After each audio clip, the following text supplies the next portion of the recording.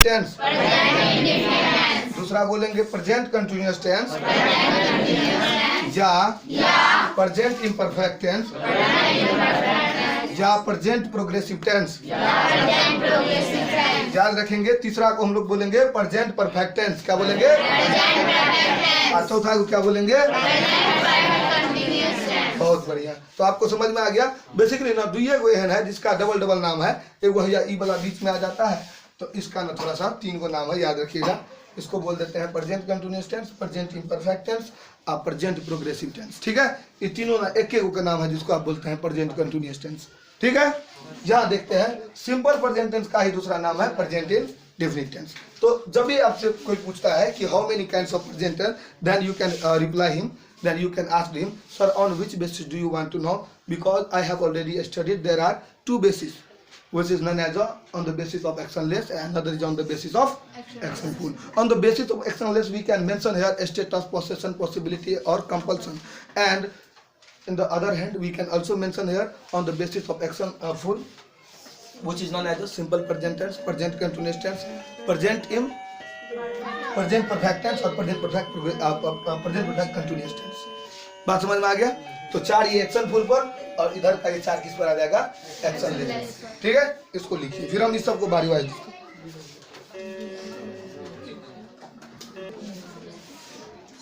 चलिए ध्यान देंगे। तो अभी हम देखते हैं कि ये एक्शन लेस क्या होता है। देखिए, एक्शन लेस मतलब क्या? काम नहीं होगा। ठीक है, अब काम नहीं होगा किसको बोलते हैं?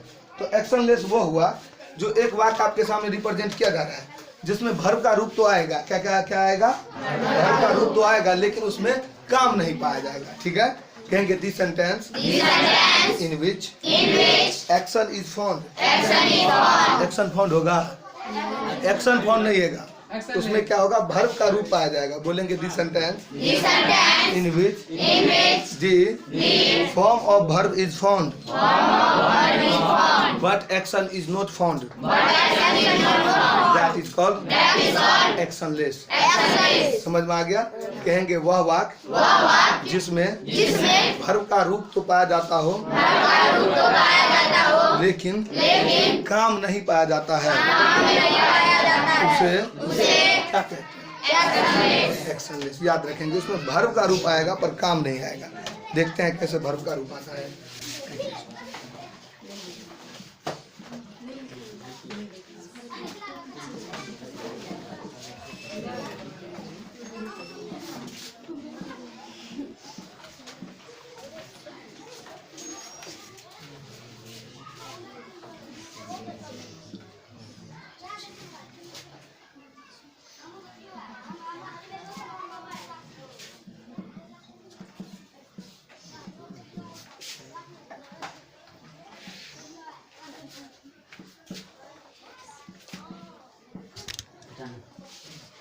हल्ला नहीं करेंगे।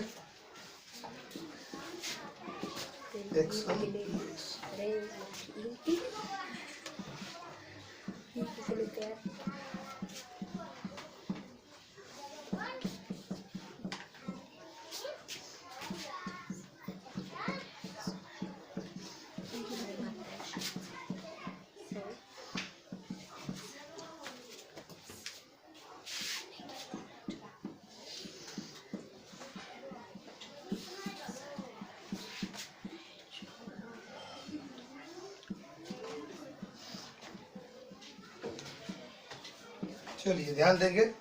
कह रहा है the sentence in which the form of verb is found. इसमें क्या होगा? वर्ब का रूप आएगा, लेकिन देखते हैं किस तरह से एक्शन नहीं पाया जाता है। आज फॉर एग्जांपल जब मैं यहाँ लिखूं, suppose that you are a cricketer. You are a cricketer. देखिए सर, क्रिकेट खेलना ना कोई काम है, लेकिन आप एक क्रिकेटर है तो क्रिकेटर है तो है, स्टेटस में है, बिंग में है, स्टेट को दिखाता है। क्या बात समझ में? तो इसमें ना कोई काम नहीं हो रहा है। आप एक क्रिकेटर है तो क्रिकेटर होना कोई काम थोड़ी ना है। क्रिकेट खेलना, क्रिकेटर बनना एगो काम है।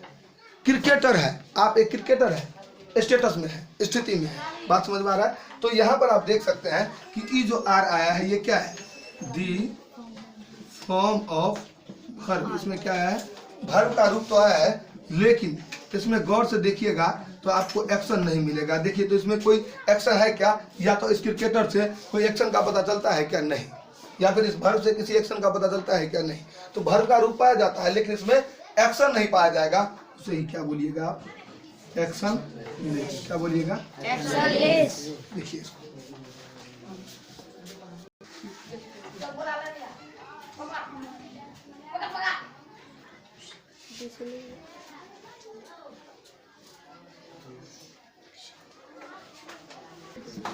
जिसमें काम नहीं होता है, ठीक है ना।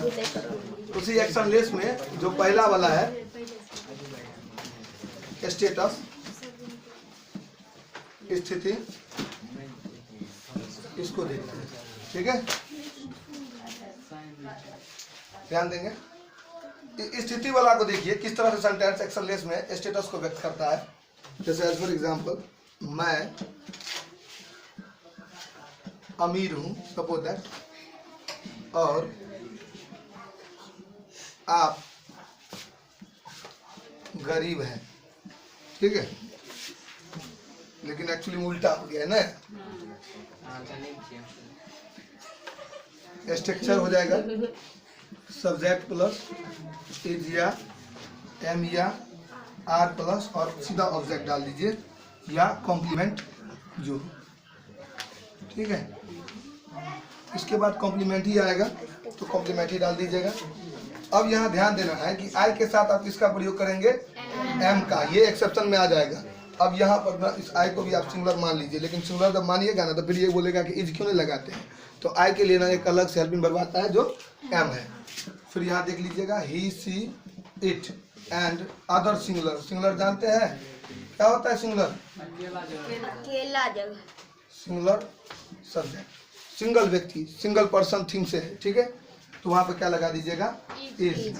लेकिन अगर कहीं subject we, you, they and other plural आ जाए, ठीक है, क्या आ जाए, अदर प्लुरल सब्जेक्ट आ जाए तो क्या लगा दीजिएगा, आर, याद रखिएगा।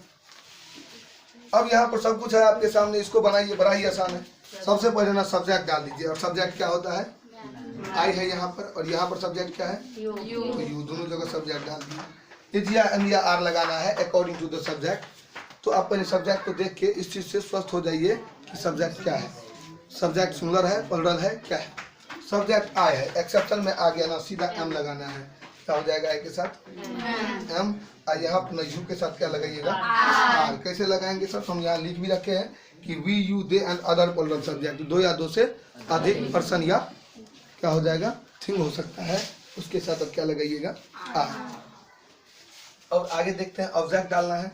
तो ऑब्जेक्ट डालना है, ऑब्जेक्ट यहाँ पर क्या है, अमीर, तो क्या हो जाएगा, रिच। और गरीब है तो क्या हो जाएगा, पुअर। और जब इस दोनों को वर्ड को देखिएगा ना तो इहो एडजेक्टिव है, इहो एडजेक्टिव है, दोनों वर्ड। तो एक्चुअली ना अभी आप सिर्फ यहाँ पर देख लीजिए, ऑब्जेक्ट या कॉम्प्लीमेंट जो भी है, दोनों कॉम्प्लीमेंट है, तो इसको हमने यहाँ पर डाल दिया है। इसको लिखिए,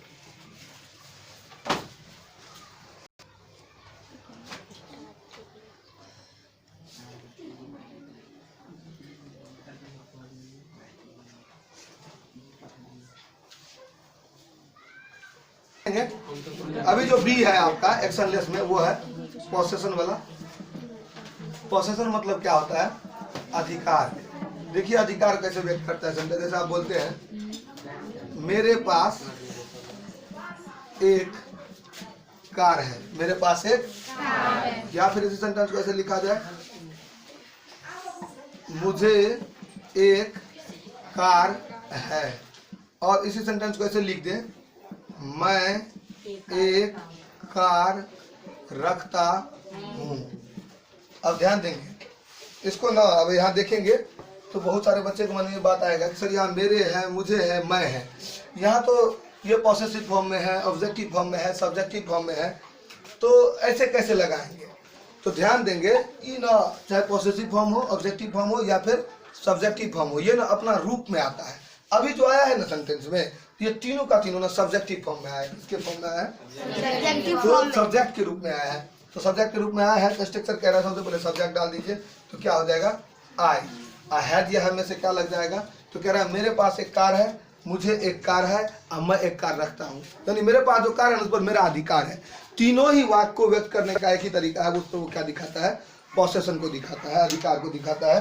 तो इस कंडीशन में क्या लगा दीजिएगा आप के साथ हैव, और फिर क्या कर दीजिएगा ऑब्जेक्ट या कॉम्प्लीमेंट जो भी हो। तो क्या है यहाँ पर आकार, तो आकार कर देते हैं, ठीक है, हो गया। अब यहाँ पर ना ये हैज यहाँ लगा है, वो किसके अकॉर्डिंग लगा है, यहाँ देख सकते हैं he she it and other singular subject के साथ ना आप हैज लगा दीजिएगा।